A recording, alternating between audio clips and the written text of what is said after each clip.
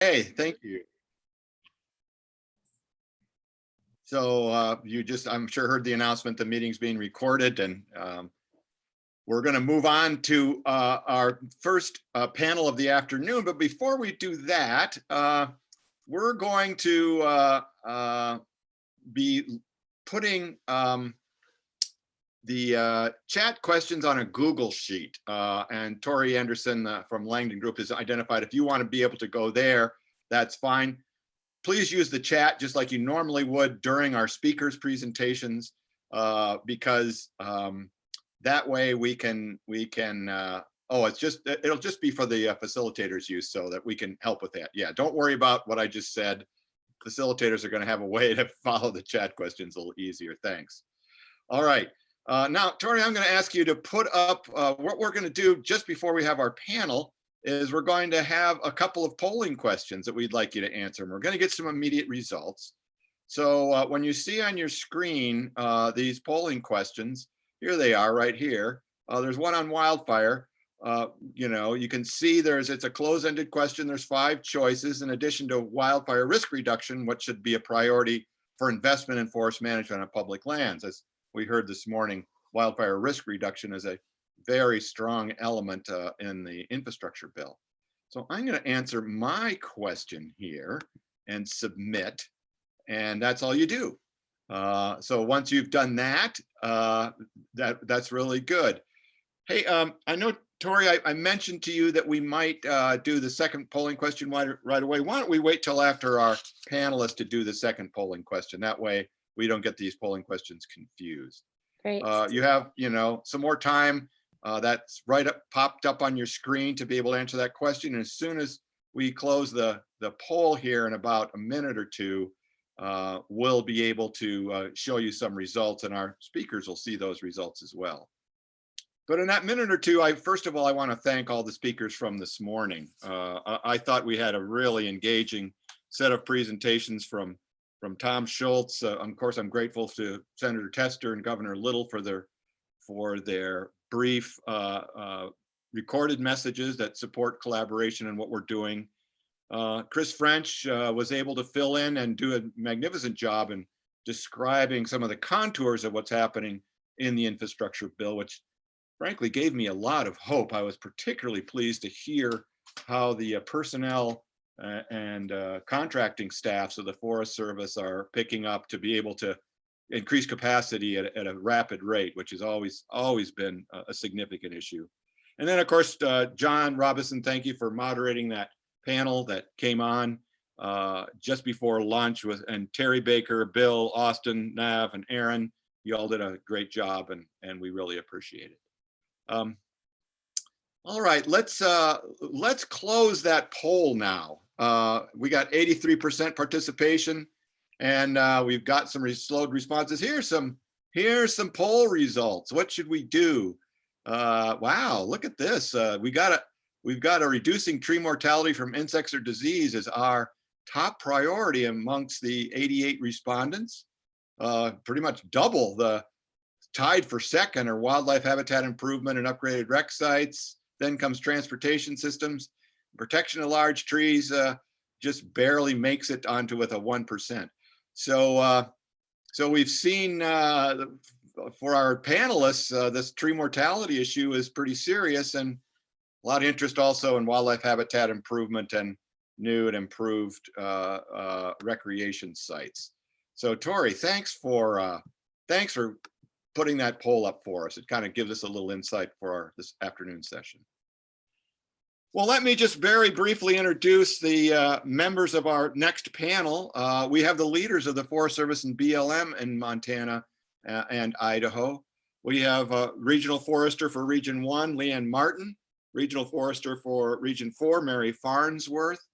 And we have the BLM State Directors, Karen Kelleher for Idaho, and Teresa Hanley, the acting Montana State Director for the BLM. And what we're going to do is have Leanne and Mary kind of do a tag team on their presentation, because the Forest Service is facing very similar issues in Region 1 and 4, and how that infrastructure bill is going to be manifest. I'm I know that you two were on this morning, so you won't contradict your boss and Chris French. So we'll make sure we hold you to that. I'm just teasing. I love the independence of the Forest Service leadership. I work for the Forest Service, and regional foresters have a lot of discretion in their authority, and it's amazing to see the quality of the leadership, and that agency has just been has dramatically improved over my career, to the point where we've got great communicators, people who know how to work with partners.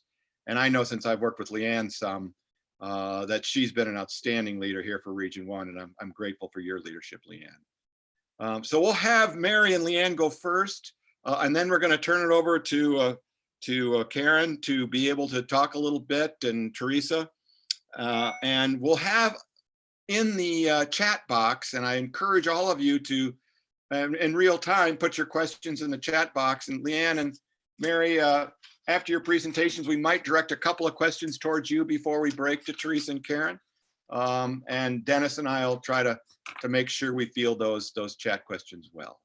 So Leanne, I'm going to turn it over to you. We're grateful for your leadership and you joining us here today. Thank you. Great. Hey, thanks, Jim, and good afternoon, everyone. Great to see everyone. And it was a really nice morning to be able to sit in and listen to all the presentations this morning. So, and I think they laid a really nice foundation for our dialogue this afternoon. As Jim said, Mary and I are going to kind of tag team this, particularly for Idaho, because we've been working really hard. Obviously, we all work for one agency, but we also share the state of Idaho, and we work really hard to speak with one voice, working with all of you and all our other partners and tribal nations. And then I'm going to speak a little bit more to Montana, but then as an agency, Mary will pipe in here and we'll kind of go back and forth. So Mary, just whenever you feel the need, jump right in. I'll do a little bit here and then I'll just turn it over to you this afternoon on that. So a couple things, this morning as I was listening to the kickoff from Governor Little and Senator Tester, and then Deputy Chief French, and then of course our panel, and then Tom, your presentation, I found it amazing how much of that really was resonating and really fell right in line with what we're doing across the state of Idaho and Montana. And it falls in line not only because of the bipartisan infrastructure law being passed about 6 months ago, it really falls in line with how we've been operating for several years in shared stewardship, in collaboration, really focusing in and trying to increase our ability to treat the acres we need across both Idaho and Montana for the communities and the people, for the social, economic, the jobs, the economy, the infrastructure, to have healthy forests so folks can get out there and enjoy their public lands, and across all ownerships in both Idaho and Montana. So, that's the foundation of shared stewardship. And we've been doing that for years with all of you. And we're learning from it, right? It's been evolving. We've been learning together. We've been trying to figure out how and what that means in Idaho and Montana. We've been pulling into it the use of wonderful authorities Congress has enabled us to have over the last couple of years, like Good Neighbor Authority.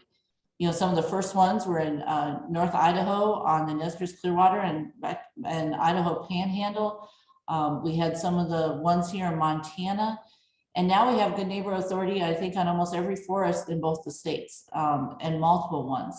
And that's because of working with the collaboratives and really working with the states and working with other ownerships and what that means and what we can get out of those authorities. So to me, what the bipartisan infrastructure law has really enabled us to do is build on the great work and the foundation that has been set across both states. And we have some wonderful announcements that just came out yesterday. I'll let Mary speak with hers in Southwest Idaho there, but in Montana, up in Lincoln County in Northwest Montana near the Kootenai National Forest, it was one of the landscapes announced yesterday. This is in addition to Joint Chiefs projects that were announced across both the states recently. And as Deputy Chief French mentioned, it's not just the infrastructure law and the resources coming there, but it's the cumulative impact of resources from things like state and private forestry and working with the states of Idaho and Montana for years to the tune of, on average, usually around $10 million going through state and private forestry programs to the states to go out and do the right work in the right places at the right scale. It's in addition to other initiatives like Joint Chiefs that we're doing with the NRCS and the states and across jurisdictional work to treat the land so we can have healthier forests and grasslands across both states. It's also our appropriations that come on an annual basis. And then, of course, we have things like the Great American Outdoors Act and funding that comes from that to help with the recreation side and infrastructure, and the phenomenal amount of resources that are coming with the infrastructure law. And I'm going to tell you, it's a little bit chaotic at times with this, because all these different resources coming in are all great opportunities. Trying to coordinate that across interagencies, across working with tribal nations, all ownerships, even with the foundations we have in place, it can be a little bit overwhelming. And the good news is we're all talking, we're not starting from scratch, and we have the relationships to build off of. And that's thanks to all of you and the collaborations.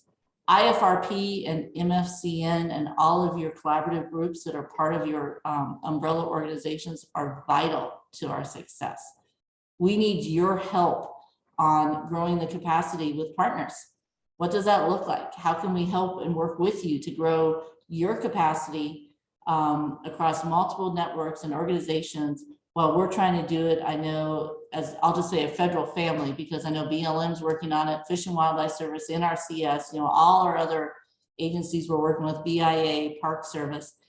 But we need help from all of you on how do we help you help us and help all of Montanans and Idahonians get the work done on the land for the good of the resources and the people in the states and the American public, because we didn't get here overnight, and we're not going to get out of it overnight, but we're on the right trajectory. And it's not a one and done. This type of treatment on the land has to be maintained. It has to be cyclical. You don't go in and just treat once and the forest is going to stay, you know, healthy forever. We all know that. So how do we put it in as it's part of our cycle on that? And what does that mean to you? And what do you need from us to help you from that part of it? So really looking for some good dialogue on that, and really looking for your insight on what we can do to help you grow your capacity and your ability to help us in Idaho and Montana. So I'm going to stop there, let Mary talk about her project and other things you want to add. And then, of course, I really look forward to listening to and hearing from Teresa and Karen and our partnership there. So all yours, Mary. Yeah, thanks so much, Leanne. And I'll just add a few things here. I'm excited. And quite honestly, as Leanne mentioned, it's daunting. There is a whole ton of work taking place, and there will be, there is a ton of expectation. And I just want to thank everybody for having us have this opportunity to address the group. You know, I have a slug of notes from this morning's discussions, and I appreciated the comments very much. And to quote my friend Bill in Bergamo, it's go time. That's not lost on us.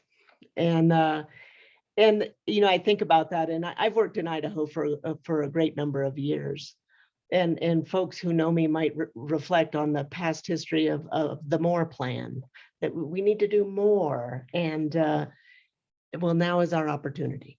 The pathway has been cleared for us to do more, and so I am excited. It's an epic opportunity, and we must deliver. That's very clear. The chief has asked us to be smart and strategic going forward. And while there's a gob of money, what was it reflected as a whole bunch of zeros? There is a lot of money, but there's not a lot if we fritter it away. And so I really appreciated the chief's comments around being smart and strategic. I think it's important that we do what we say we're going to do and do it well. And so I'd add those comments in. We did get some good news for Idaho yesterday. Southwest Idaho is one of the 10 first batch of priority landscapes in the nation. And the Boise and the Payette and some adjacent private lands, but predominantly the Boise and the Payette. And the reason it was selected was around fire sheds. And there are some fire sheds in that area that share fires with communities on a routine basis. And so our intent is to treat those fire sheds. And so we don't have that risk to the extent we have it now. And so we're excited about that. I would also say, and I think you all heard Chris French say that the field doesn't have the money yet, and that is true. But at the same time, we haven't just been hanging out. We've known this money is coming, and shame on us if we were hanging out. And I'm happy to say Leanne and I and our friends at BLM and NRCS and other places, Fish and Wildlife Service, we have been starting to work on what is it going to take for us to be successful. And it's not going to work if we don't work together to potentially let joint contracts and some other things instead of stealing from each other's contractor pool, things of that nature. We've got to work together to make stuff happen. So regardless of whether the money's here or not, that has been irrelevant for the past 4 to 6 months. You heard Chris talk about hiring. Well, we're in the midst of some big old hiring. And had we not started 6 months ago, we would not be in a good place today. And I believe we are in a better place today than we were 6 months ago. We did not wait for the money. And so I'm really excited about our ability to take risk and go versus waiting. So I wanted to make that point. I am with Leanne entirely in that we need your help. The collaborative groups, our other federal partners, our industry partners, our tribal partners, everybody. And as we go along, I see some tensions that will come forth. And it's, collaboration sometimes takes a bunch of time. Well, we don't have a lot of time because stuff's burning up. And I reflect on Tom Schultz's discussion this morning around his fear is about stuff burning up. And I share that fear. And so we don't have a lot of time. So that tension of bringing everybody along and engaging our communities and the need for speed, we're going to see that tension as we go along.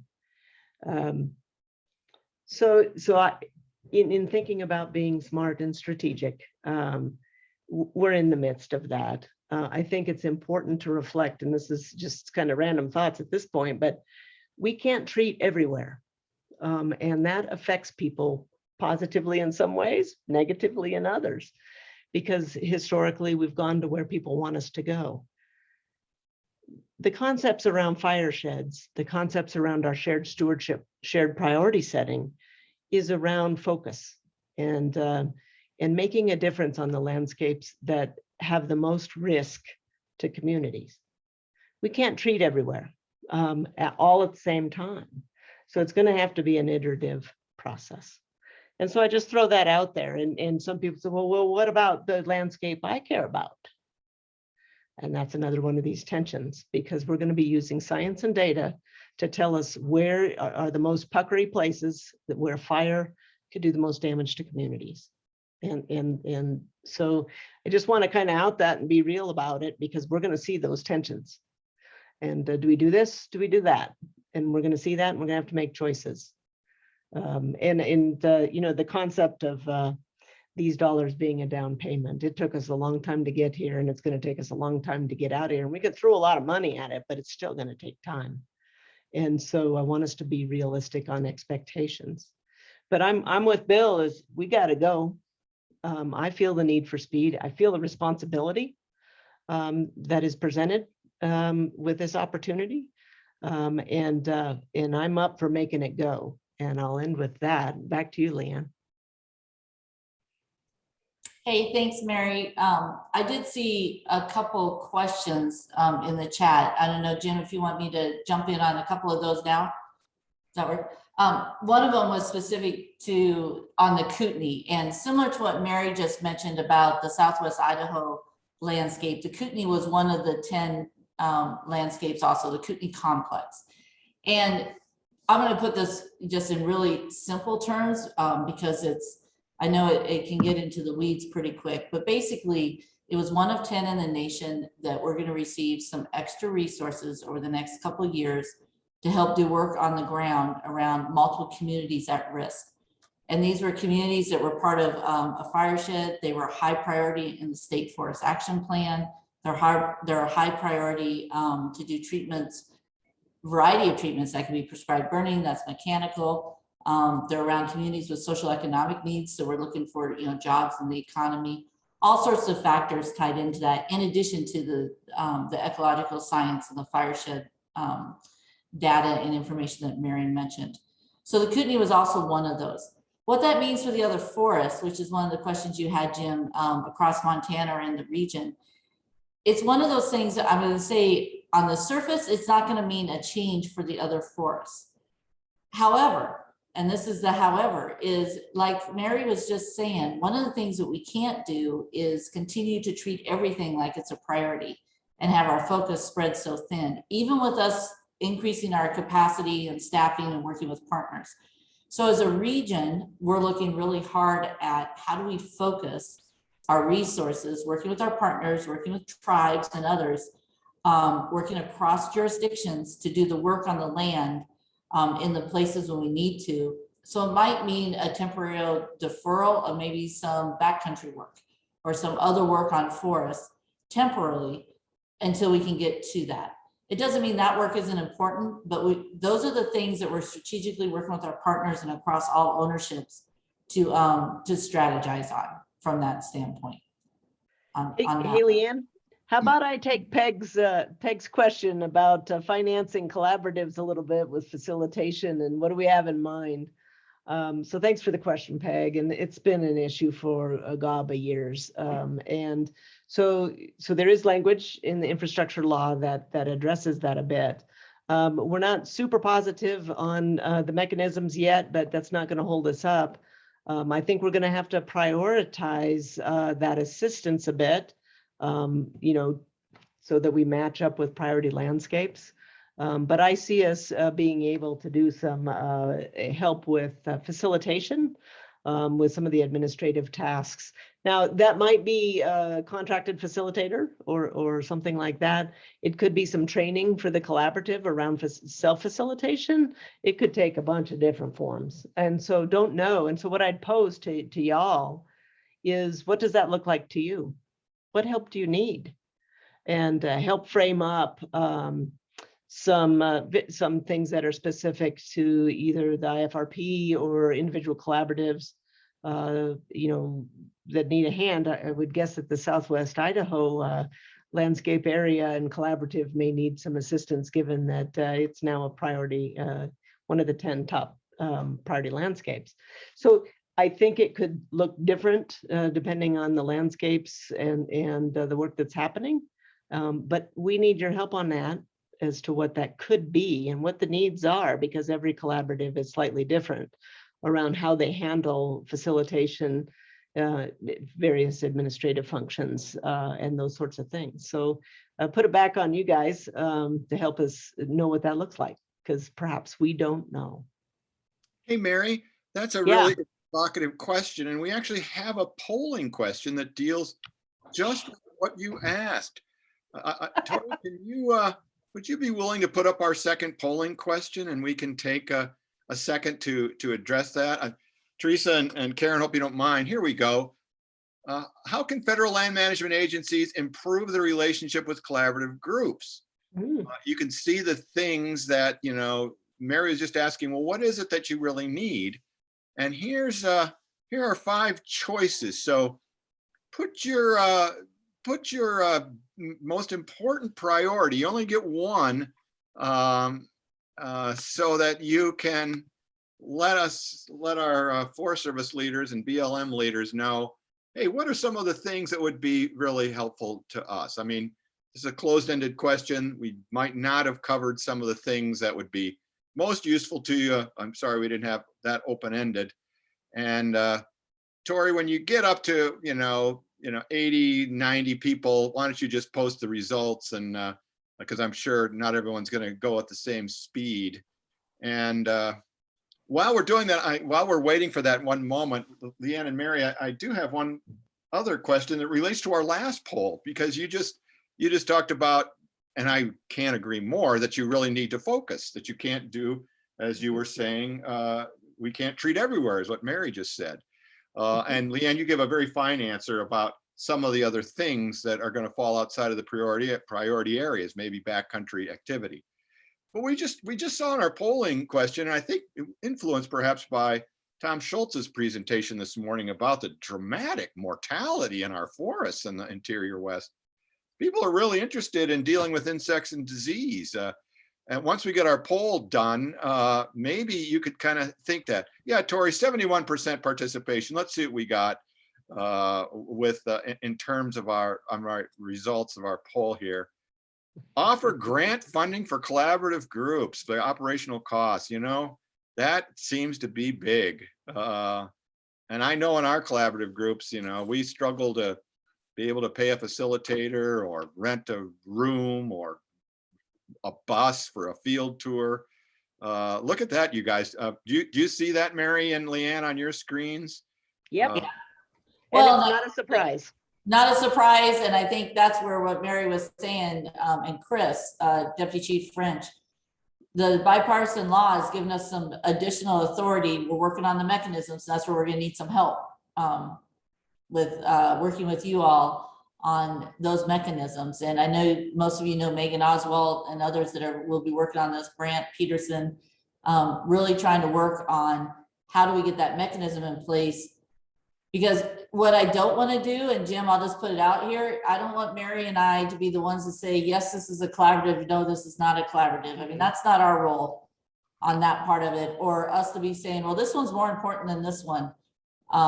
Because that isn't a role of the agency, but how do we facilitate that and have something else in place to help us, if that makes any sense? Yeah, it does. It does. Thank you. So to add into that, as we place focus and deal with priorities and quite honestly, some very difficult decision-making around where we're investing and where we're not, so that we make a difference on the landscape, would ask that you guys do something similar to help prioritize your efforts and engage with us. So don't know what that looks like, but I'm not sure it's where we've been. I don't know. And so it's kind of an interesting, for me, I'd love to have that dialogue of what that could look like. Mm-hmm. Hey, we've got another question from Dennis Murphy, and then I think we might move on to Karen and Teresa, and then we'll have all four panelists for a series of closing questions. Dennis was asking about the status of the newly announced aquatic landscape restoration program in the Infrastructure Act. Will some of these priority watersheds be located external to the priorities that you just announced from yesterday? So I'll tell you what I think I know about that, and then Mary, you can help me and tell me if you know different. What I would say is yet to be determined, Dennis, on that. And my understanding, and this could be wrong, so if somebody knows different, let me know, but my understanding is that they do not necessarily have to be tied to the landscape priority areas that were just announced. However, one of the key criteria of those landscapes that were just announced were the watersheds and wildlife habitat and a variety of things with it. So that was tied to it, but there could be some opportunities for some other high priority aquatics work elsewhere in the state of Idaho or Montana outside of just the landscape areas that were announced. We're not quite sure how that's all going to flesh out yet. Mary, that's my latest understanding. Please correct me if you have a different understanding. No, it's still getting framed up, but I believe that we're working on homework to kick up as to what projects make sense from a priority standpoint in each region. And so it's in the works to frame up. I have not seen any instructions that have a rule set around it's got to be part of or separate from. I think the discretion is at the regional level as far as where's the biggest need and how are you going to invest. And we're kicking that information up to the Washington office so they have an understanding of the framework that we're thinking about. And watershed condition framework, Dennis, has been tied to many of our discussions and work to date on all of this. So yeah, that's all tied in. That's part of the science we've been using. There's a lot of different parts of it, but that is part of the science we've been using. Good, thank you. Mhm. Hey, Danny, do you want to unmute yourself? I think you put something in the chat, and I think it's worthy that we hear that verbally. So we're just not reading this, and you might expound just a little bit on these listening sessions that National Forest Foundation has been holding about how the Forest Service can most effectively administer that support funding, how they can support collaborative groups. Danny, are you? Yeah, are you sure. Yeah, you got me, Jim. Sorry, I don't have a camera with me right now, so I'll just be audio only for a moment. Yeah, Thanks for that opportunity. Yeah, I just want to know, so Mary, to your point about, what's really needed, and how can some of these networks like IFRP and MFCN weigh into the process for administering collaborative support funding?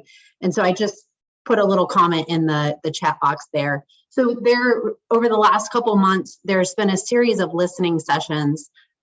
We've been coordinating that through NFF and working really closely with RVCC. And it's involved networks in California, in Colorado, and in Arizona, where a number of folks, including from IFRP and MFCN, have been involved in those. And so really the purpose there was to do just kind of listening sessions, what's needed from the ground, and what are the highest needs, how might this funding be administered, what could it be used for. And so the product of that, what we've been doing is compiling the information that we've been getting out of these listening sessions. And I think we're now up to 4 or 5 of them that have been hosted. And so just look for that. We've got a white paper coming your way. And I know IFRP, can't speak for MFCN here, but I know IFRP has also developed a white paper about 1.5 years ago, basically to this as well. So we'll make sure that, along with the information coming from those national listening sessions, you're also getting that letter from IFRP again in your inboxes. Wonderful. Thank you, Danny. So one thing I might add, just to tag on to Danny's topic, there's a lot of opportunity to share right now, whether it's listening sessions specific to collaborative work and that collaborative funding that shows up in the Act. But we're also hosting what are called roundtables, and NFF is helping us with those roundtables, specifically to hear from folks around thoughts on Infrastructure Act implementation. And for Region 4, Leanne, I think yours are before mine, but my roundtables are scheduled for May 3rd and 4th and 5th, with the 4th being internal. But those roundtables, the invites are going out this week. So some of you might get an invite for those roundtables, and Leanne has her set for Region 1. So we're all doing roundtables so that we can very specifically understand within our geographic area what's important to folks on the infrastructure implementation.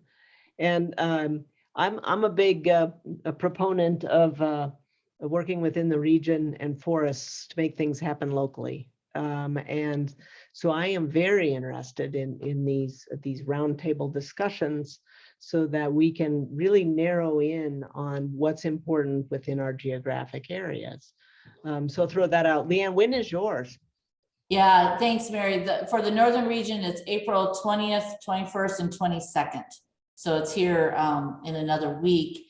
And I would echo what Mary said and add, there's capacity. There's only so many we could have at these regionals. So if for some reason you couldn't make it, or feel like you might have been left out, it's not intended, and it's not a one and done. From that standpoint, it doesn't replace the local collaborative work that we're doing. It's to complement it, and also to have some folks that maybe are not part of local collaboratives have a voice in the room, and maybe encourage them to become part of local collaboratives and get some other representation there as well. So, but yeah, it's 20th through the 22nd for the Northern region. Yeah, and so we in Region 4, the Intermountain region, we're talking about and starting to frame up an additional batch of regional roundtables to get at that very localized. And one of the areas that I feel passionate about is tribal engagement. And so my intention is to certainly have tribal participation in our formal formal one that's in May, and then have a couple other tribal engagements very specifically around the infrastructure act. And being able to tie, we saw Erin up talking about tribal engagement, and we, the Forest Service, need to do a little bit better job of connecting. And so we intend to do that connections a little stronger than we have in the past. Well, Mary and Leanne, thanks so much. Please stay on because you might have some questions at the end, but I think it might be a good time to shift over to Karen and Teresa to hear about the BLM and some of the things that they are thinking about with the infrastructure bill. Karen, wow, you are a champion. Even when, you're a little under the weather, you're here with us. I really appreciate that. And Teresa, thank you for coming. Why don't you take it away? And again, folks, if you've got questions for Karen and Teresa, please put them in the chat box and we can have a little dialogue among all of us right after their opening remarks. Karen, thank you. Right, thanks. So I'm going to introduce myself since no one knows who I am hardly. Karen Kelleher, the new BLM Idaho State Director. I got to Idaho on Friday and my stuff arrived yesterday. So I'm in a little bit of chaos. And as I mentioned at the opening, I'm currently in COVID quarantine, but I'm glad to at least be able to start meeting people in 2 dimensions on the screen. Hopefully by the end of the week or next week, I'll actually start to be able to meet people in person. So I'm really looking forward to that. So it's nice to meet everybody. I'm gonna try and share my screen and show some slides. I'm hoping that will work.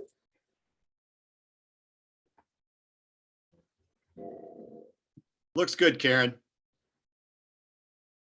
Is it full screen for you? No, it's not full screen, but we can still see Oh, it. wait a minute. Is it full screen now? Yes, it is. Okay, great.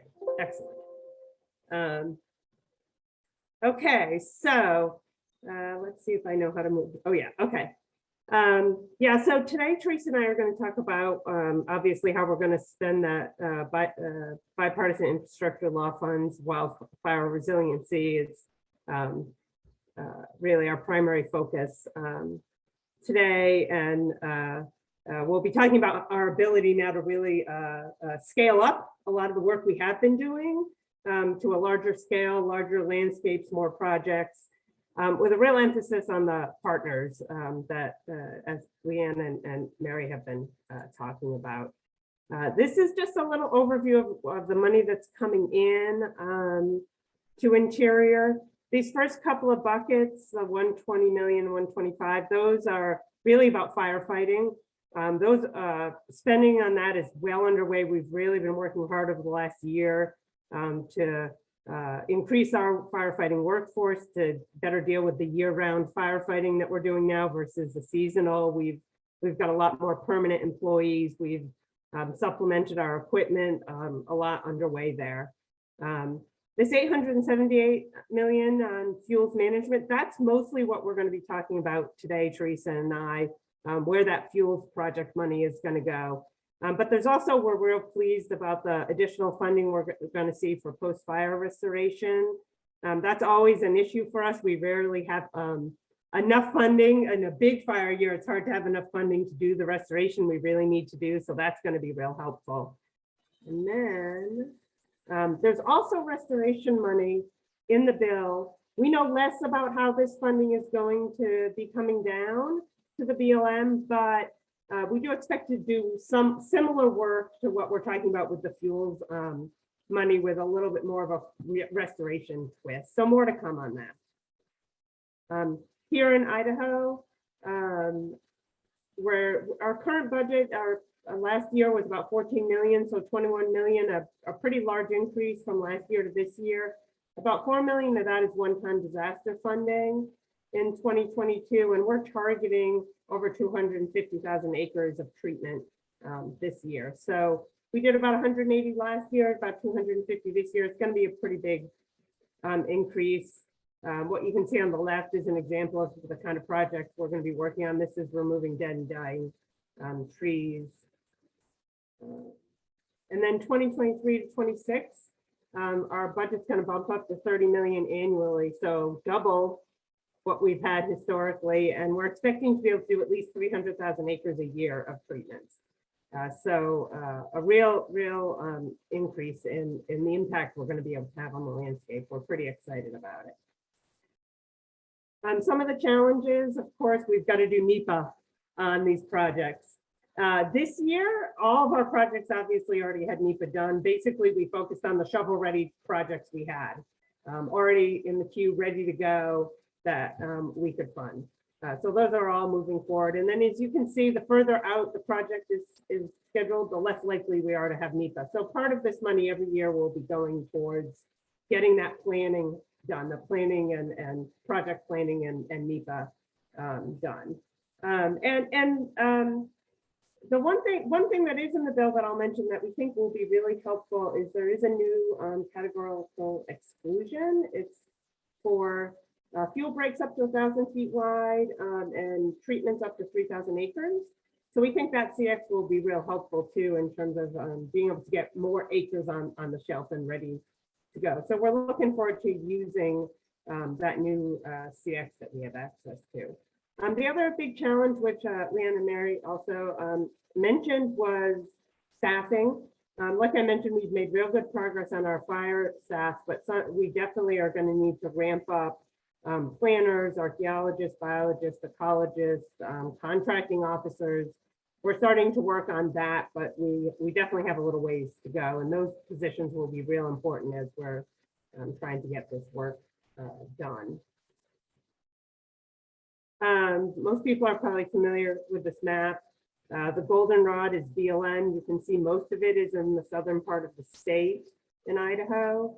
That does mean a lot of this money is going to be going towards rangelands. It's going to be going towards sagebrush steppe, that kind of thing. But we have some really important forestry projects that we're working on, particularly in Coeur d'Alene and some of the other areas that are real important, high value wildlife. They're close to communities in many cases. Often BLM is the downslope from the Forest Service, even closer to the communities.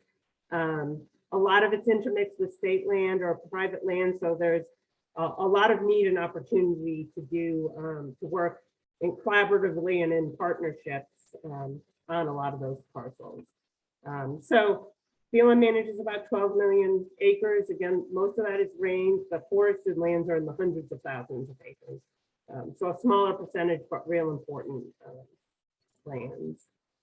Fuels treatments, more of the same, really, is what we're talking about. We're going to be doing some mechanical, thinning, mastication, that kind of thing, some chemical invasive species, invasive weeds, those kind of things, burning, pile burning, and prescribed fire burning.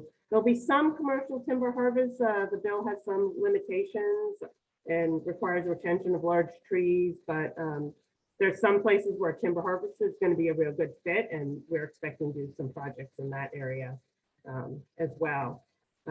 These pictures are project areas that you can't actually see work being done, but the left-hand side in Bonner County, we'll be doing some mechanical and mastication work. The right-hand side, that's Idaho County, and we'll be doing pile burning and that kind of thing. We're also doing some restoration work. White bark pine, a lot of this is in the Salmon Chalice area, but we have some going on in various parts of the country. White bark pine to address blister rust, pine beetle, aspen work across the state as well. We'll also be working again on invasive species, on planting, seed production, a wide variety of things, particularly for post-fire work. And then this is one thing, and again, Dan and Mary mentioned this, Good Neighbor Authority. We've done some Good Neighbor Authority. This is something we feel like we're really going to want to be ramping up. It's a great opportunity to work jointly with other federal agencies, state, tribes, and counties to do joint projects where we can take advantage of contracting being done by the state or the county or the tribe and apply those projects jointly across the BLM and other lands.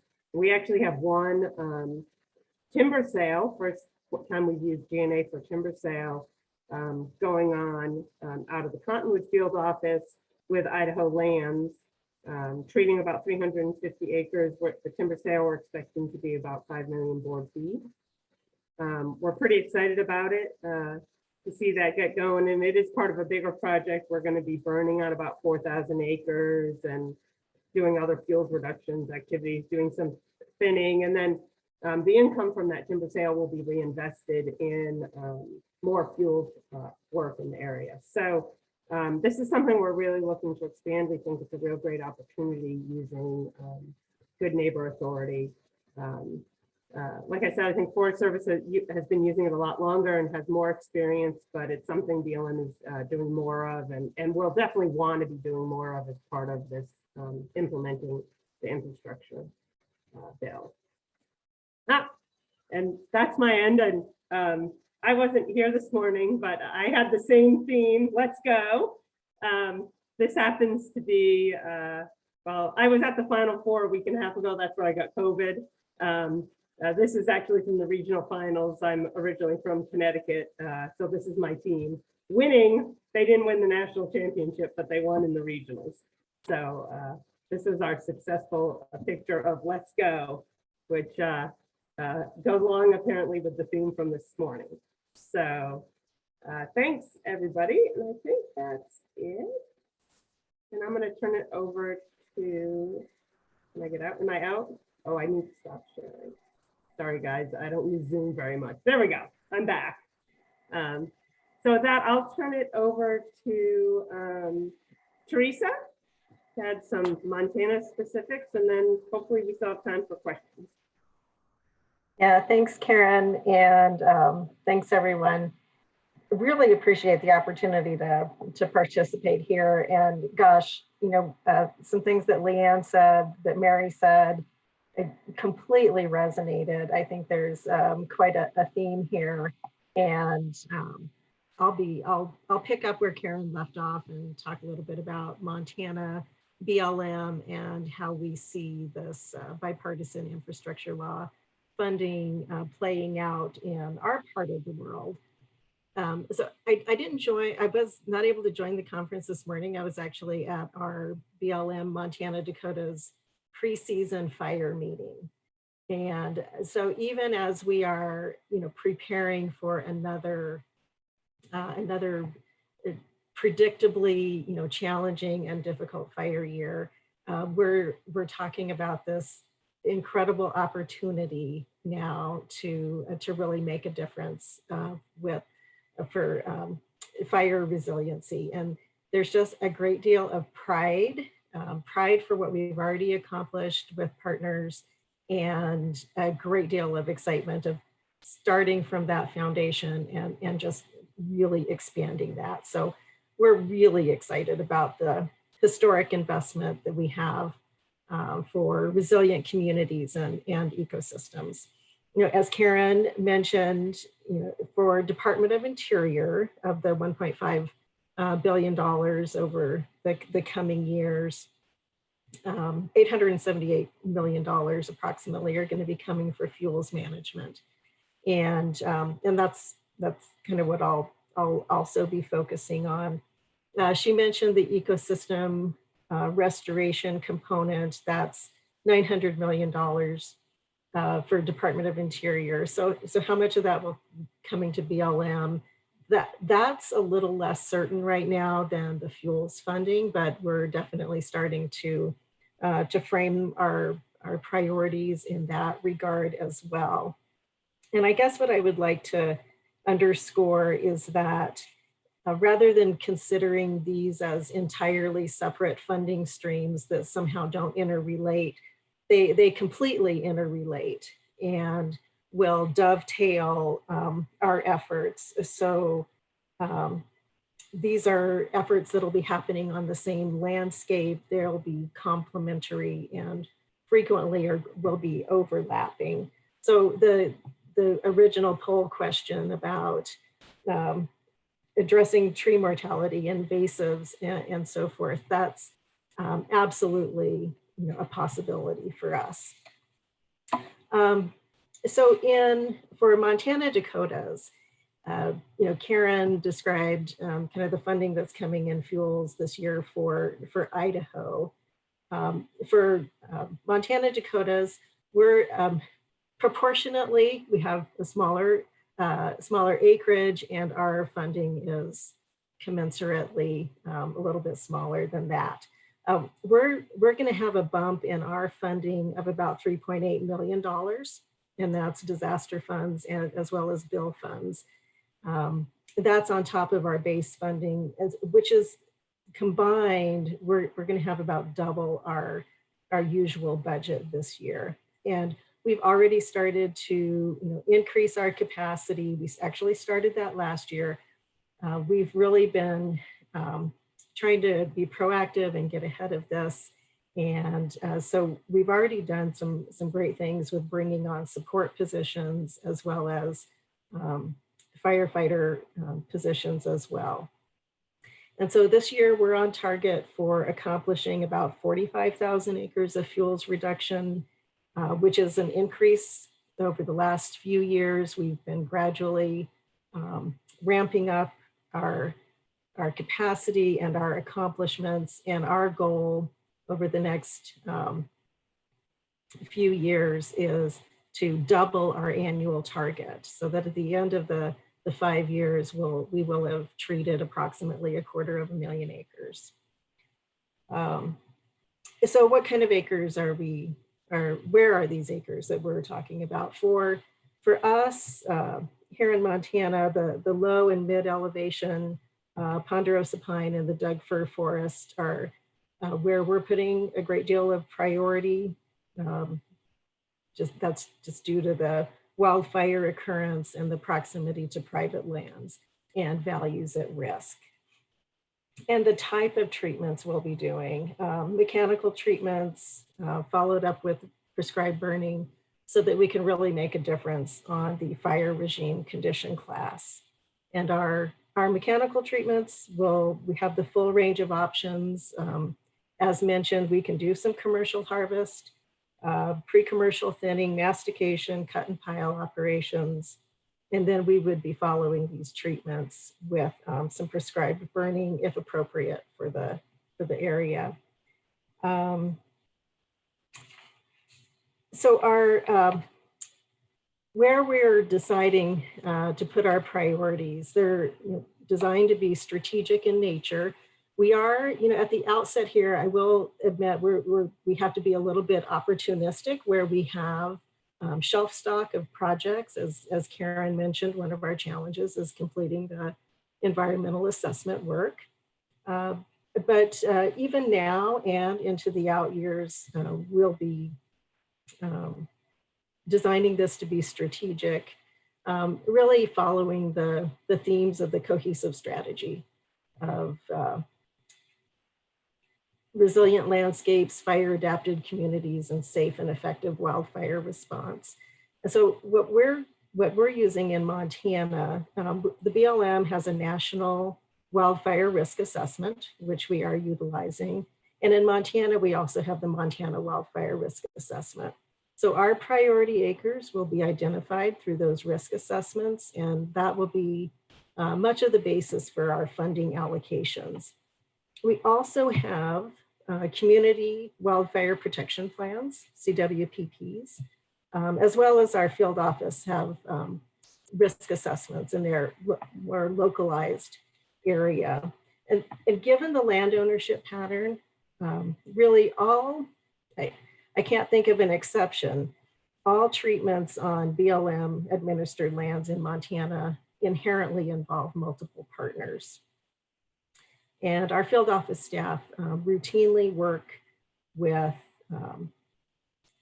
others to meet objectives that cross all land ownerships to reduce the wildfire potential and achieve those other resource objectives simultaneously. A really important partnership opportunity for us is our community assistance program. And that's where we work really closely with other federal agencies, state, tribal, local partners, and particularly counties, collaboratively to look at wildfire risk reduction, and that includes treatment on non-federal lands as well. So through our BLM Community Assistance Program, we're able to provide financial resources and subject matter expertise to work with partners on wildfire mitigation, planning, and education in their communities. So that's an existing program, but I think it's a good example where the bipartisan infrastructure law funding will dovetail and just build on these existing programs that we have. Good Neighbor Authority has been mentioned already. It's a very important mechanism for us to work across jurisdictional land ownership boundaries, and it really fosters the collaboration that we have to address these big challenges. And more importantly, it allows us to leverage resources with state agencies and vice versa. It's another way that we're essentially increasing our capacity to get work done on the ground. We have Good Neighbor Authority existing agreement, statewide agreement through our forestry program with the Montana Department of Natural Resources and Conservation. We coordinate closely with DNRC on a program of work. And this is one place, we've accomplished just a little bit so far with Good Neighbor Authority and in Montana with BLM. And we really hope to ramp that up substantially. So we're very fortunate to be part of collaborative efforts, whether they're structured or unstructured, formal or informal, at every scale that we work with, local working groups, watershed collaboratives, regional efforts. I also want to acknowledge for Bureau of Land Management, we have Resource Advisory Council, RACs, that are a 15-member public representation. And the RACs, they serve as sounding boards and provide recommendations to BLM on our initiatives, and they will play an integral role for us in how we implement both the fuels and the restoration projects at a landscape scale.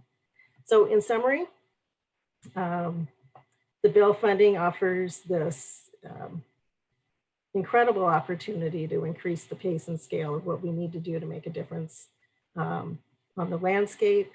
And we'll be utilizing risk assessments, CWPPs, and integrating our fuels, forest, and rangeland health objectives to achieve multiple objectives on the ground. We've got the tools and mechanisms in place to capitalize on this, and the collaboration and partnerships are going to be absolutely integral to our success. Great, thank you so much, Teresa and Karen. So Jim, I'm going to jump in here with a couple of questions I've received in the background.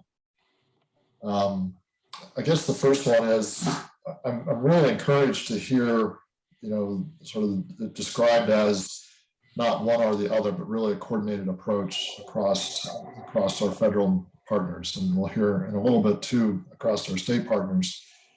I guess the question is around adjacency, or how does that look on those non-federal lands and how that coordination looks? Is there a definition of adjacency in how these funds can be applied? Or maybe talk us through a little more detail, and Karen or Teresa or both, and what that coordination might look like on those non-federal lands. So for Montana, I really think we're going to be utilizing the foundation that we have at the kind of local working group level. Our community wildfire protection plans, we have that very well established, looking at risk across all land ownerships. And we will be able, although the bipartisan infrastructure law has a much more structured funding stream, I believe through USDA, to provide some grants and funding stream for work on non-federal lands. There's nothing that precludes BLM from continuing to give some funding for work on non-federal lands through our community assistance program. And additionally, on a bigger scale, we have the Montana risk assessment and the Montana Forest Action Plan. So I think through those avenues, we have at a lot of different scales, we have opportunities to work across those land ownerships. And I think similarly in Idaho, a lot of those partnerships are longstanding. We've identified in those areas kind of where our priority landscapes are for work in our different offices and who those partners are. And I just think we have more tools now. When we used to try to do a joint project and each entity had to do their own contracting and try to make them mesh, it didn't work very well, let's just say. Or we'd be off by a few years, we'd be doing ours, and then Forest Service might do theirs 3 years later. And so some of these tools let us better coordinate some of those things which we've tried to do in the past, maybe and haven't been as successful. So, but I think like Teresa's saying, that those partnerships are pretty well established, and where we think we want to work and who to partner with is pretty well established. We just can increase the pace with the funding we have available, and with Good Neighbor Authority and some of these other tools can be more effective in those partnerships, I think. Great, thank you. I have another question here. This one I did pose in the chat box, and maybe to be fair to you two, I'll also include Mary and Leanne in this. Of course, we agreed at the outset that Leanne was going to take all the hard questions. So, I had to, I'll give a little context here. So I had the pleasure of joining Region 6 Roundtable last week, and this very question came up last week as well. And it really relates to the workforce that we keep talking about, the need for that workforce, and that we can't just hope and pray that it's going to magically arrive. Can any of you sort of speak to not just housing, but certainly the housing as a part of this, ways that we can enhance our recruitment efforts? So I could take a quick stab at it, even though that's a hard one and it should go to Leanne. How's that? I'll take a first stab and Leanne can help. So housing is a huge issue for everybody. And something flipped, and a few months ago, wow, it changed dramatically. Something to do with COVID and the job market and all kinds of things. So it's a very difficult situation because it takes time to develop housing. And in even our small rural communities, there's not a place to be had. And so it's a difficult place. We are partnering in various different places with others to see what's possible. And I use an example of the Bridger Teton National Forest has partnered with a community, what do they call, housing authority. We happen to have a small patch of land, and some other folks have some other contributions. And so we're all kind of pooling together to see what we could do together with the local community's needs as well. So Forest Service on the Bridger Teton, it's the National Park Service. And then in the community, the hospital, the police, and first responders have a need too, very similar sorts of dilemmas. And so we're working through a community housing authority to make a difference there. And we have, I think it's the first special use permit to kind of be able to do that sort of partnering in the country. So it's going to come down to local issues and local ways of solving it, because every community is a little different, and certainly not every place is a Jackson Hole. But I think there are opportunities to try to solve the problem. The problem is the time is not our friend. And so that's difficult. On the other side of things, I think we're about ready to look at hiring about 800 to 1,000 foresters and forestry techs. And so how are we going to get the talent pool that we need across the country? And so that we have been looking at incentives and relocation bonuses and some of those sorts of things to try to attract folks. We have some new and different authorities too around paying off student loans, and for those folks that come to us from a separate agency, not a federal agency, giving time into the system for to enter into the leave category. So if you have a family leave, if you're just joining federal service, to not have any leave is a problem. And so there are some new ways of attracting skill and talent that we have not used as vigorously as we are currently using today. So that's a partial answer there. Well, and the only thing I would add to it, and you know, Dennis, you and I talked about this even last week. I don't think we're unique when the federal government ran into similar challenges trying to recruit people, right? Universities and others with housing costs, cost of living, and the different world around us. I would say the other thing is, if you all have ideas or options, by all means, bring them to the table. I think Karen, Teresa, Mary, and I would welcome that.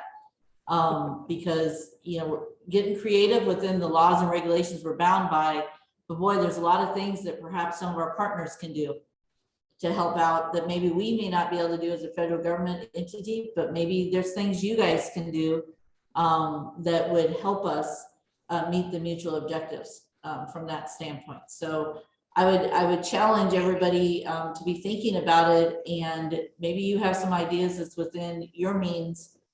We can come to the table in a different way because some of our hands on certain things are tied just because we're of government regulations on that part. But I know it doesn't surprise me. It came up in Region 6 roundtables, and I'm sure it's come up in all the other ones. And my guess is it's going to come up in ours as well. But I think it's similar for Karen and Teresa, just based on other discussions we've been part of together. Yeah, that's right. I think it's a problem all across the country, and it's also the job market is pretty tight. So even sometimes we're advertising and not getting many people to apply, or we made 10 job offers in Coeur d'Alene, and every single person we made a job offer to had already gotten another job. So there's a lot of different factors, some of which are harder to fix, right? If there's not a pool of people out there, that's a harder problem to fix. I think for BLM, you know, unlike the Forest Service, we traditionally have not provided housing for our temporary employees in many places. In a lot of places, we don't do that. And that's something, again, that's a long-term fix, but it's something we're starting to talk about. Probably the need to start to do that, but that's not a quick solution, right? You got to find the money to do it. You got to find some land. You got to, there's a lot of factors that go into it, but yeah, any good ideas, we're willing to, we're interested to hear what those are. You know, I really appreciate that question, Dennis. And I thought Mary and Leanne and Karen, you guys had really, really thoughtful responses. For example, paying off student loans is something that never occurred to me. Dennis, you know, you at the university, I used to be at a university. There's sometimes housing availability in dorms for, you know, short terms and summer months that for those seasonal workers might be feasible. We just have to start looking at how it is that we do that. So yeah, engaging partners in these very tough issues about having an employee survive and making it attractive to enter into, you know, a career with the federal agency and natural resources is something we should all be thinking about, and typically not what we think about. You know, what might be helpful before we go into our next panel is that we have another polling question that kind of puts the emphasis on responsibility on the collaborative groups. So what can we as members of collaboratives do to actually support federal land management agencies to carry out the new responsibilities in this infrastructure bill? So maybe this will help, who knows? So Tori, maybe you could put up our third question. How can collaborative groups improve their relationships with federal land management agencies? And again, you only get to pick one so that you can, you know, see what things collaboratives can do that might support the agencies getting their job done. So I've got to answer mine here. All right. submit. We're just going to wait a few moments for that result and see if it shows up for all of us here in just a moment. I really appreciated the optimism that you all exuded in your remarks, that you've got these partnerships, you've got some resources, you're doing these roundtables with both the Forest Service and NFF. You know, you can see my color of my beard. I recall early in my career when public participation was barely listening. And now, not only is there listening, but there's response and there is adjustment. And I'm deeply grateful for how the agencies have come forward and really met this broad view of how public lands are really for the public and of and by and for the people. And it's quite inspiring. And as was mentioned by speakers earlier this morning, what a moment this is for natural resources management. And this is something that collaborative groups have got to come to grips with, is we have to step up to the plate. We can't be expecting the agencies to do all the work. We have capacity. We, in our Southwest Crown group, we have retired scientists who are out doing outstanding monitoring work, raising independent monies to be able to use that to help mitigate some of the challenges that come along. So collaborative groups we're in this, we have to step up as well. It sounds like the Congress and the agencies are trying, and it's our turn, and I sure hope we do. So Tori, how are we doing on this poll here? I don't know if we've gotten anything back. 78%. Boy, you are quick with the keyboard. Maybe you can post this for us and see where we are, what the collaborative groups can do. Here we go. Oh, look at this. This is a slam dunk. Help increase broader public understanding of project goals and inform the public about opportunities for public involvement. Wow. Hey, can our speakers respond to this? This wasn't even close. So you want us to get out there and be spreading the word and increasing public understanding. Does that resonate with you?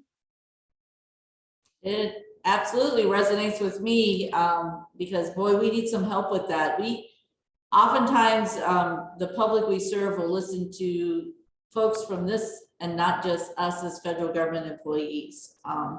So, we need to all have a voice out there, and we need help on what we're trying to do, the challenges we're facing, and where we need help from the public on what they want to have done on their land, on that part of it. So that's just kind of what resonated with me, but I'll let Karen and Teresa and Mary add to their thoughts here. That thought certainly resonates for me. We have a history of doing very good environmental analysis and putting forward a proposed action. And the more we have people at the table when we're formulating the proposed action and the purpose and need for that, the greater support that we have. And the best thing that I love is when there's public comment on one of our proposals and another member of the public articulates the purpose, need, and value of that work. And that was, and that can happen in many different settings. And that's along those lines. Again, just the resource advisory councils are another example of a way that BLM will be able to pull in and utilize it and get recommendations directly from the public that we serve. This has been a wonderful panel. I want to thank Leanne, Mary, Karen, and Teresa for just really encouraging and thoughtful responses. So thank you for that. And look at this, we're just right on our schedule here. So we're going to move into our final panel of the day. And I'd invite Sonia Germain, State Forester in Montana, and Tom Watson, Montana State Conservationist with NRCS, to please introduce yourselves, and we'll turn it over to you. And Dennis, can I ask you who you want going first? Why don't you take it, Sonia? Okay. Thank you. Thank you for volunteering. You bet. Absolutely. I'm good at being voluntold. So, and thank you everybody. Again, Sonia German, State Forester for the state of Montana. And I love this combined conference, and so much look forward to being in person with everybody again one of these years. That's my newest saying. You know, and something that I just want everybody on the conference here today to know is something that's really exciting is I feel like I could have Leanne Martin, Tom Watson, Teresa Hanley, so many other partners that I work with that could basically give my speech for me. So I think that's a really exciting day. Is, you know, I hear time and time again from people who've been in this forested landscape business for quite a long time, that they're seeing us coordinate like we've never coordinated before. And I am just really honored to be a part of that time with all of our partners. So I was asked the question, given the success of shared stewardship and our partnerships like GNA and other cross-boundary projects, what opportunities and limitations do you see with infrastructure on the horizon? And I told Era today I didn't want to retread so many of the things that have already been said, but I kind of want to call on, you know, us as agency partners, us as collaborative partners, to be thinking about some new things on the advent of infrastructure. But I will say, you know, the state forestry agencies were anticipating more money. A lot of our money is going to be private lands focused or partnership focused. And I thought, you know, Teresa and Leanne covered that well, some of those partnership opportunities. Heard a lot, like all the rest of the panelists' commentary, we heard incredible information, both about the urgency and the opportunity, and I think the sheer excitement, and also the laced anxiety, right, that comes along with a lot of this funding. And I really appreciate, I see my good friend Tom Watson. I always love sharing the space with him. And I want to go way back to Tom Schultz's slide of the 20 million acres on National Forest System lands, and then the 30 million acres on other lands. And a lot of those lands are private lands. And that's where Tom and we share, you know, in the Forest Service as well, and certainly BLM, but the predominant workload of state forestry agencies and NRCS is private lands focus. And that's where we see most of the wildland fire risk, the highest risk. That's where where fire suppression is the most costly, and where landscape scale change is honestly the most onerous. It's really hard to achieve when we have multiple landowners. And again, in this public space, I think most of you know Tom, but he is an absolute champion for active forest management, for servicing private landowners, and has absolutely turned forestry for NRCS on it upright, from being on its head to upright, and has his agency in a partnership space like we've never seen it before. So just really proud to share this space with him.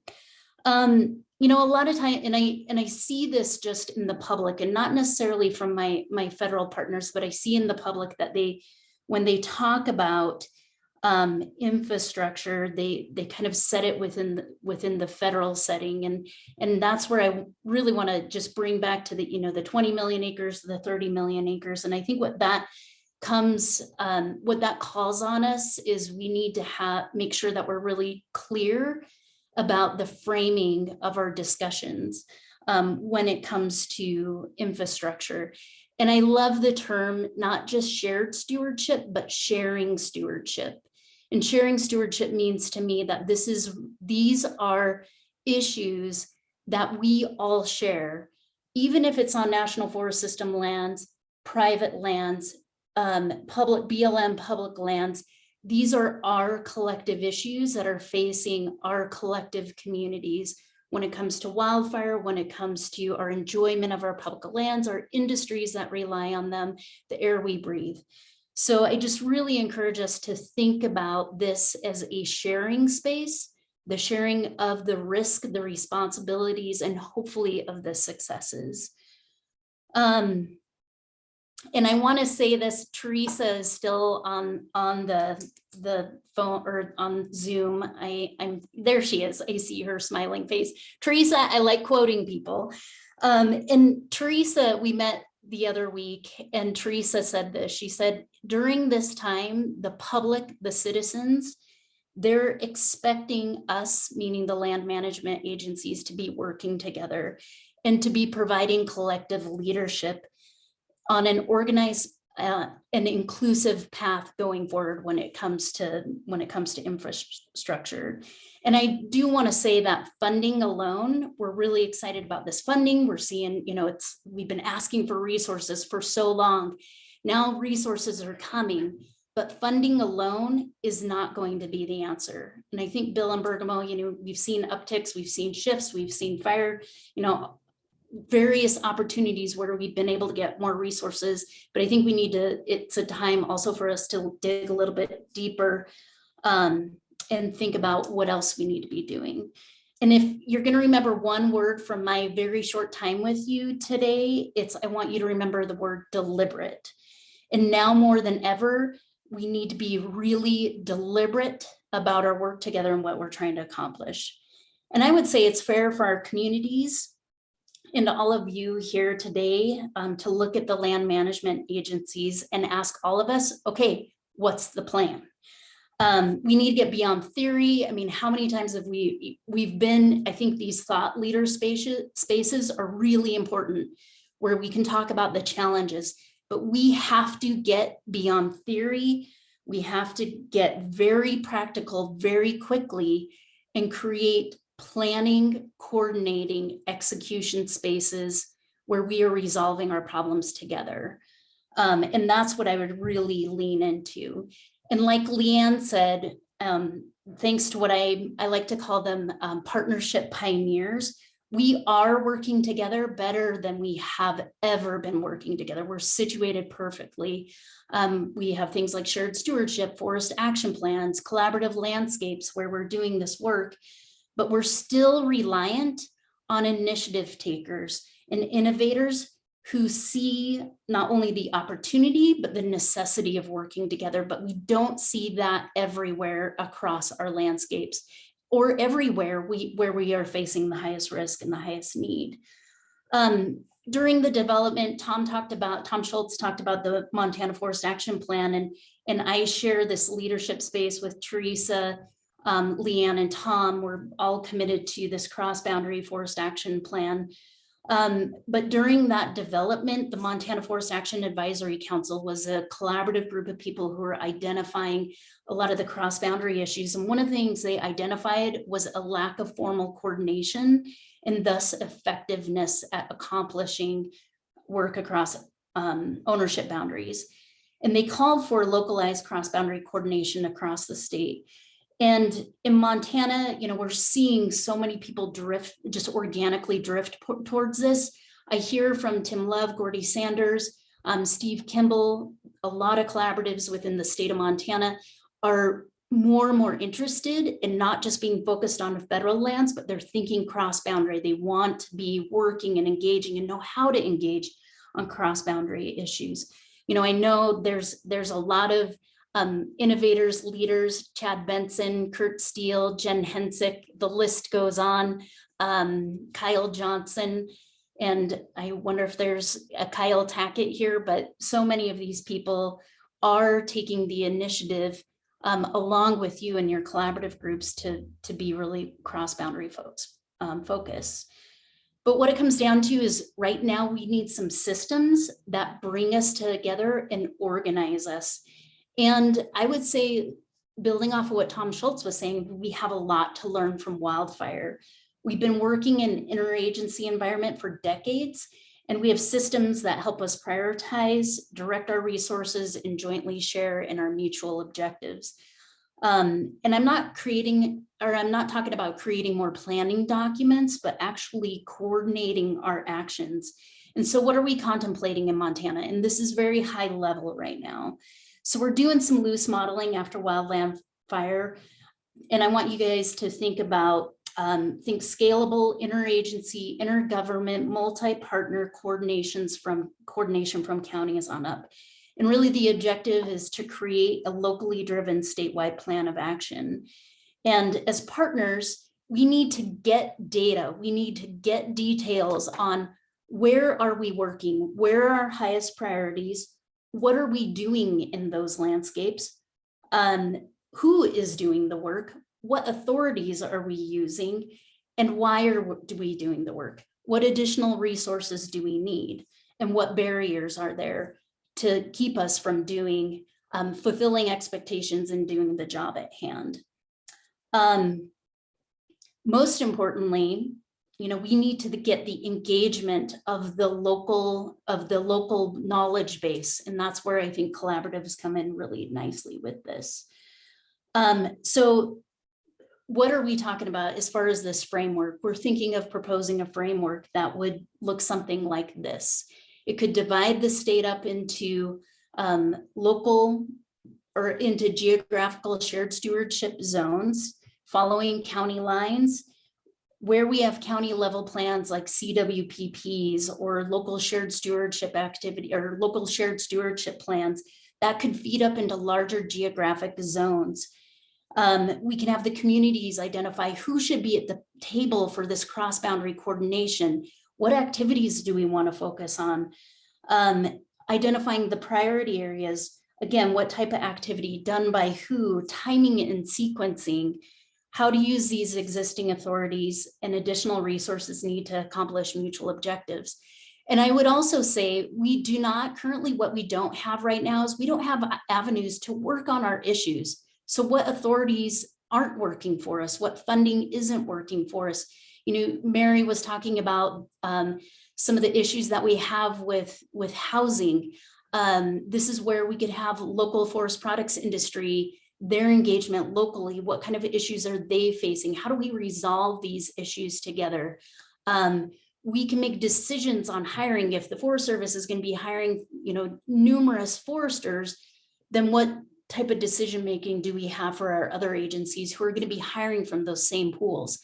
So this is really to serve us in rolling up information plans on a statewide level so we can be working together, not only on the work that we're trying to accomplish, but on these major issues that we're facing.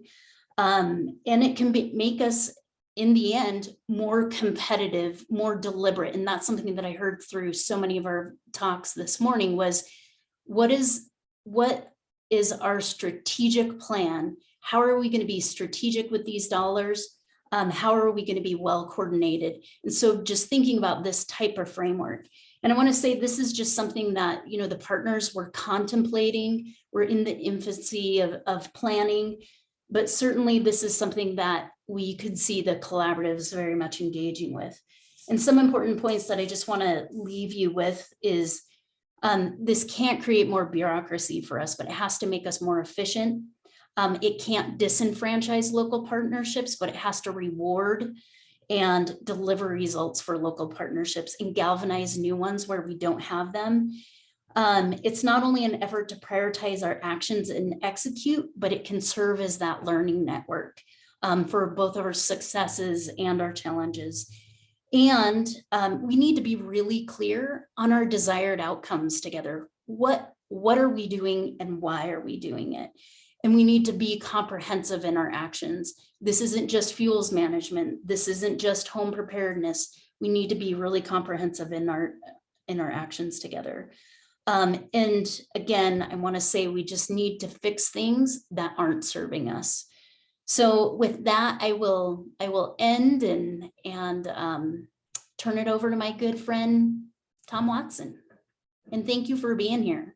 Or thank you for letting me be here. And thank you for being here. Where am I?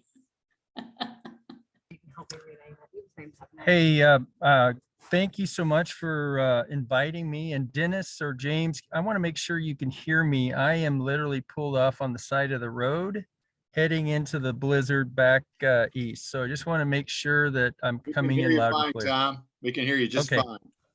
So I appreciate the opportunity to visit with you folks, and my good friend Sonia made me blush a little bit. I think that was far too empowering of her to say. But let me, I want to start and talk about a few points, including a little bit of the infrastructure discussion that I've heard a little bit. But the first point is I really want to go back to what Leanne and I think Teresa talked about, and certainly Sonia. I can tell you collaboration has never been greater with partners here in Montana than it is now across the collective landscape of the Forest Service, DNRC, BLM, and NRCS. I've been the state conservationist here for close to 4 years. But I don't know that that it's ever been as tight knit of a group with a very singular focus that it's really all lands, all hands, and it seems like we're all on board that train. So one of the talking points, or one of the suggested topics, is really the reduction of wildfire risk in Montana. And although certainly NRCS, we're just a small player in this with respect to private lands. I truly believe that that we are working there in that space in a collaborative way. We're working there for the benefit of some of the same points that Sonia talked about, and that is where is that expense the highest for protecting structures. And working in private land on private lands has its own challenges, although there are many days that I am thankful I don't have the challenges Teresa and Leanne have in implementing conservation. But I want to talk a little bit about Montana focused conservation. So anybody that knows me well enough will know that I never miss an opportunity and a shameless plug for Montana focused conservation. And honestly, that is what has allowed NRCS here in Montana to really turn, I think, the tide. And Montana focused conservation is just really our vehicle to deliver our environmental quality incentive program across the state. So when I got here, typically the state conservationist really sets the priorities, sets the tone of where our priorities are going to be. And I decided that I was not going to sit in Bozeman and make decisions on the 2 or 3 priority places and landscapes that we would be working in the state in a very random acts of conservation way. And so over a period of time, we built out what we call Montana focused conservation, and it solely relies on our locally led local work group process, really to develop those important conservation opportunities across the state. And that is done recognizing that local folks know what those resource concerns, and they oftentimes have the most creative and innovative solutions to really address the problem.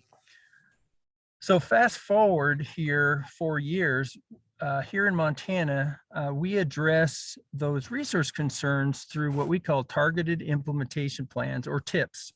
And of course, the government and NRCS is not new to acronyms, and we have our own alphabet soup, so to speak, but between MFC and TIPS and whatever else. But here in Montana, we have in excess of 100 targeted implementation plans. But I will tell you, 4 in 10 of them, so nearly 40 of them, have some kind of connection to working in that forestry landscape. And what some people from outside of Montana may not guess is they're not all west of Missoula. So, I mean, a very large portion of our forestry work truly is in our Missoula area, but we have a number of targeted implementation plans out east, even as far southeast as Ekalaka. And of course, folks will tell you, if you go to Ekalaka, you are nearly at the end of the world. But it really does tie into the Montana Forest Action Plan. And Montana Focused Conservation is really about leveraging everybody's money. It allows us to talk about where we're working and why we are working there, with the opportunity of partners to come on board to also leverage their technical assistance and their financial assistance with USDA funds as well. And I can't think of a better examples of how we collectively support the Montana Forest Action Plan than some of the targeted implementation plans that are currently underway in many corners of the state. I think I would also be remiss if I didn't talk about Joint Chiefs. So, you know, between the Forest Service and NRCS, we share the Joint Chiefs Landscape Restoration Project. And although we've had some stumbling moments together, the Forest Service and DNRC and NRCS over the course of the last few years, they primarily have been very positive. And I'll harken back to last year. So last year, neither Leanne or I were able to successfully garner an approved Joint Chiefs project. And as humbling as that was, I think we pulled, probably more importantly, our field staff pulled their boots up and they got to work, taking into consideration the comments that we received from our national offices and the folks that rank and approve those projects. And this year, I'm proud to say, and I know Leanne is, that we were approved for 4 of the 5 projects that were submitted. And on the NRCS side of the equation, quite honestly, that equated to about 30% of the entire national funding. And so when one state gets that, when one state gets that kind of funding, it creates for some very jealous state conservationists outside of Montana. And that's the way I like it. I like to spend their money in Montana, as well as I think Leanne likes to do that herself. So, so keep in mind with Joint Chiefs projects that those represent projects that are approved for funding over the course of the next 3 years. But I think I can share that we're not going to sit back and rely on just that on those projects. I think you are looking at and we are going to be looking at opportunities across that landscape to further target and focus that delivery through Joint Chiefs. We have, I think, really fine-tuned in how we deliver that, how we go about that collaboration, how all folks within our organizations connect with each other and build that opportunity for that funding. And Sonia, I would just say you focused on deliberate. So deliberate to me equals Montana Focused Conservation. And I hope you would probably get a kick out of that. The last thing, and I want to create obviously some space for some questions, but I get asked a lot since January about infrastructure funding and what does that mean for USDA and what does that mean for NRCS? And just to get it out on the table, USDA, primarily NRCS, did receive infrastructure funding, but it solely went to the watershed operations side of the house. And so we have 3 programs into watershed operations, but none of them are really focused towards that forestry landscape. And none of them were focused towards the delivery of Farm Bill money. But the one thing that it did provide the agency was authority to spend Joint Chiefs although in fiscal year 22, we did not receive any funding from the infrastructure bill towards Joint Chiefs. I have been told that it does now provide that opportunity and authority. So I think on that point, I'm going to stop. My presentation was a little bit shorter than Sonia's, and I thought about trotting out my 100 slide deck and boring everybody. But at that point, I will open it up for questions, and thank you.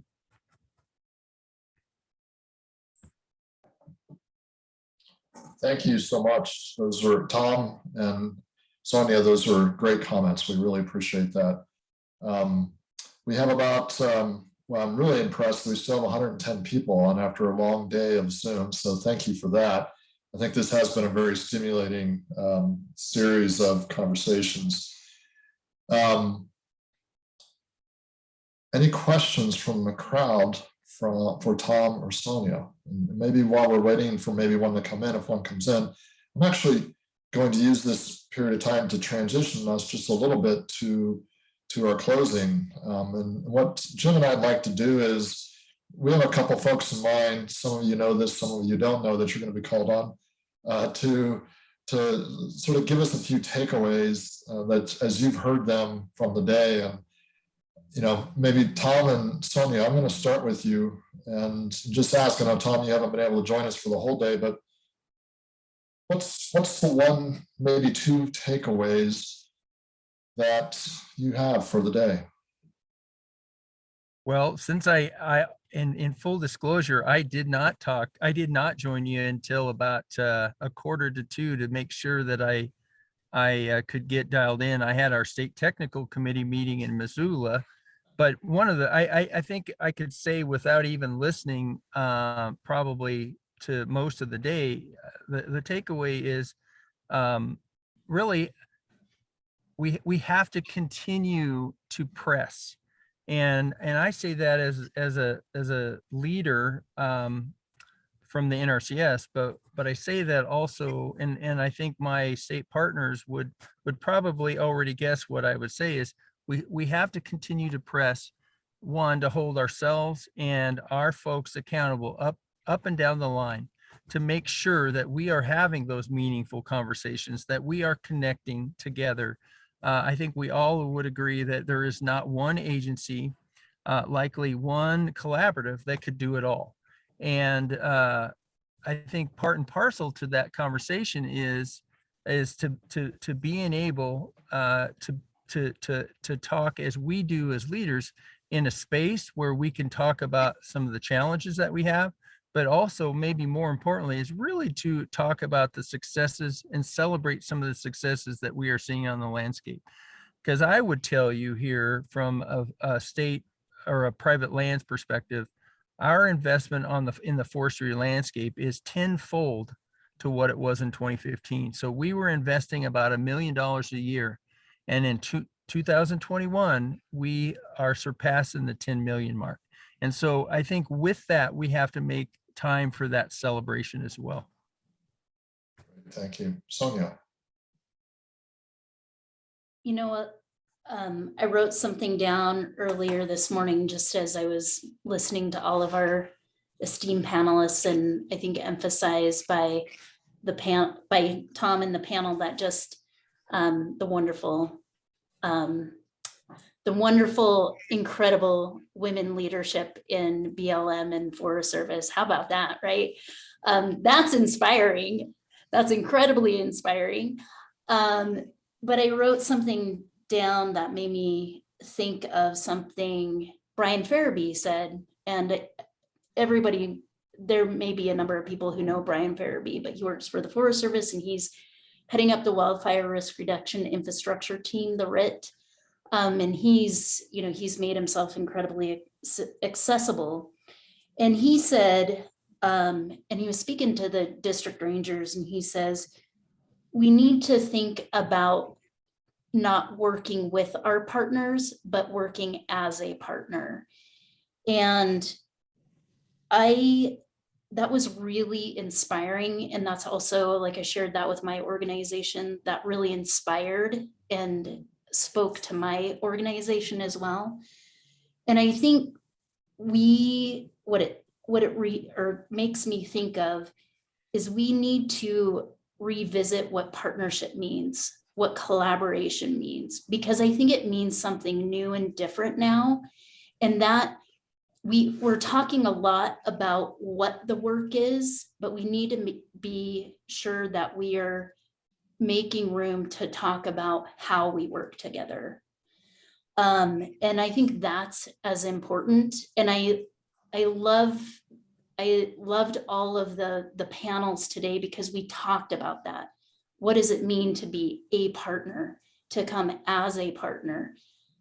I heard partnership in everything, but I do really think that it is a new day for collaboration, that partnership, and we need to think about those, re-envision a lot of what we're doing. So thanks for all the inspiration today, folks. Thanks for having me here.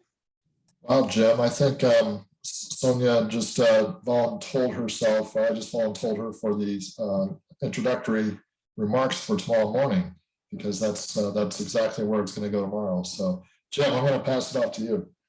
Thanks, Dennis, and thanks, Sonia and Tom. Really amazingly inspirational. By the way, Sonia and Tom, you mentioned this too. You brought up the word deliberate. I happened to look up the etymology of that in my little dictionary app while this was going on, and it comes from the Latin root of a balanced weighing. And it means, as you know, carefully considered, which is what collaboration is. And if there's one thing I remember as the root of an effective collaborative, is that it is deliberative. There is deliberation. There's, in other words, a conversation among people who are not working with each other, but working as partners, as you so beautifully stated, Sonia. So this is an era for us that is new in terms of how it is that we learn to be interdependent, and it's very heartening. And I want to close today with going back to two people, going back to one person and another who really hasn't gotten the credit she's deserved for the formation and vision for this conference, which I think has been realized. I want to go to Era Andrea from the Idaho Department of Public Lands, because she was part of this planning committee. And Era, I think your vision for this program has been fulfilled already, and I'm really excited about tomorrow. Can you speak to what you've heard and what you see on the horizon? Yeah, I'd love to. Thanks, Jim. First of all, just expounding a bit on what Sonia and Tom were talking about, I feel very strongly we need a locally developed statewide action plan, as Sonia just referred to. And I want to say, as someone kind of down in the trenches, that we need more encouragers and cheerleaders like Sonia. You know, those of us down in those trenches working with these cross-boundary local groups, trying to get the work done on the ground. I know for me, I get too focused on the bottlenecks and the challenges, and I fail periodically to just bring myself up and see that the interagency and these interorganizational relationships and the trust building, they've never been stronger than they are right now. So just more of that kind of encouragement and seeing the glass half full kind of perspectives. And as Liz Davey pointed out in the chat, I think a while back, and Sonia and Teresa referred to, Idaho has done a fantastic job of getting almost every single county in the state with updated CWPPs and those related all hazard plans. So these are established cross-boundary interagency land management planning efforts that have already happened and are in most cases up to date. And why shouldn't we further build on these to make sure that these are the local working groups, usually at the county level, that have cooperatively already planned and are best prepared to accept this barrage of grant funds that are coming down either through state and private forestry from the states or other federal agencies. And they are the ones that are probably best equipped to get the cross-boundary work done with these funds. So I was really encouraged, and it gave me a really renewed focus and energy on building on those local collaborative groups that have already done that hard work, and then building that into a regional plan of action. So just want to thank all of them for that encouragement and that refocusing of our efforts. Thanks, Era. That was terrific. The local collaboratives, we all, I think, know them as foundational stones.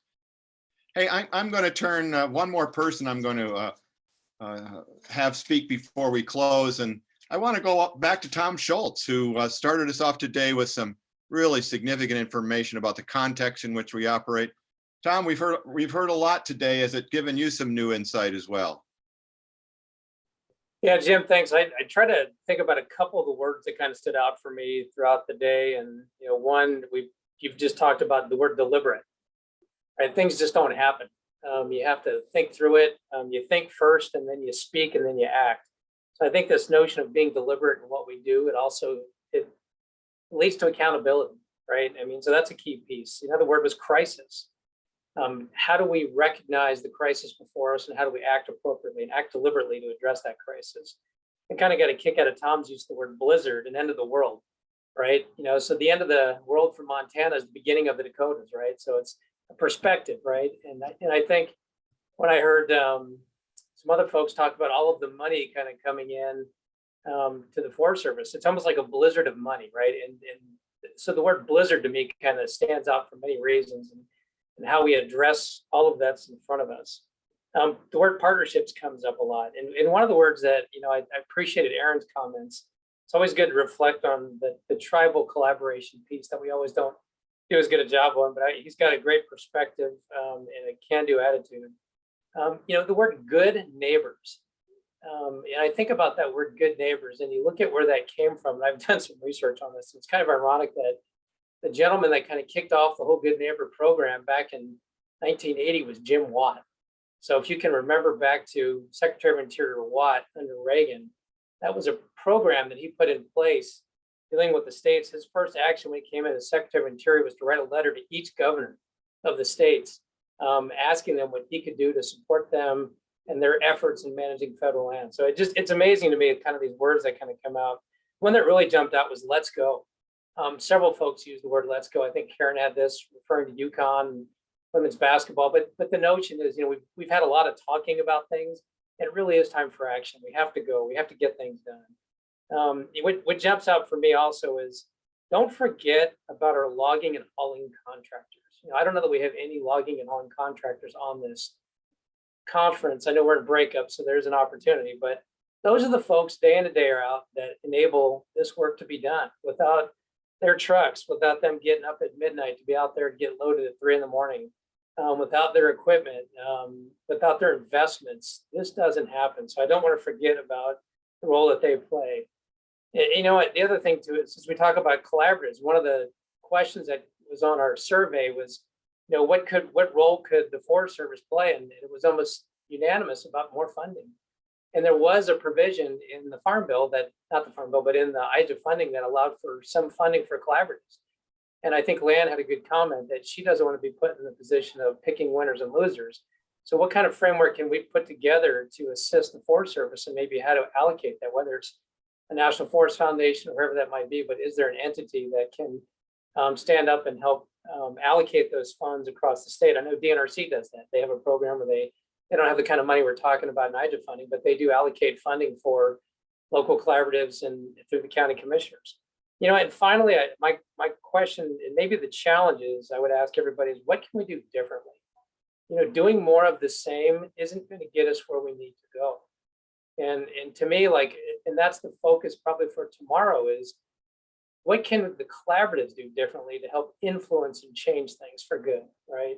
Whether it's process, whether it's action, whether it's relationships, whether it's advocacy.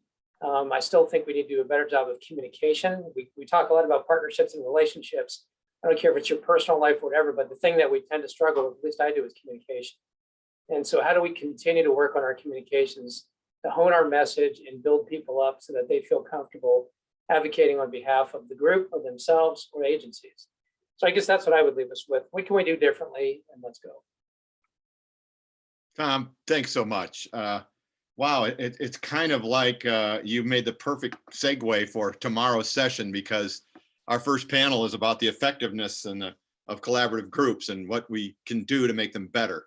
And clearly we need to do some things differently in this new environment. So thank you, Tom. That was really, really helpful.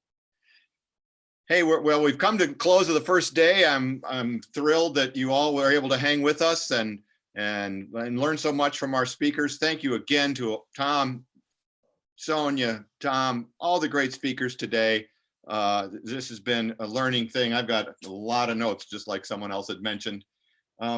Dennis Murphy just put a little message into everyone about receiving a new Zoom link. As I mentioned at the very beginning, today's link that you pressed, the ticket to get into the Zoom, won't be effective tomorrow. You will receive one in your email in just a couple hours. So look at your email and for late on Tuesday afternoon, and it'll have the link for tomorrow morning.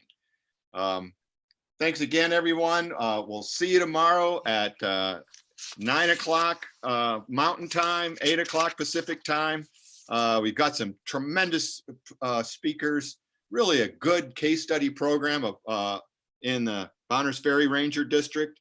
And then we're closing with two, probably the outstanding experts on collaborative processes in the country, Steve Daniels and Jared Talley in the afternoon. So it should be a fun program tomorrow. Dennis, I don't know if you have any final words, but thanks for co-hosting with me, and thanks to the Idaho Forest Partnership, Forest Restoration Partnership, and the Montana Forest Collaboration Network for putting this together. And take care, everybody, and we'll see you tomorrow. Thank you, everybody. Thank you, Jim. We'll see you tomorrow.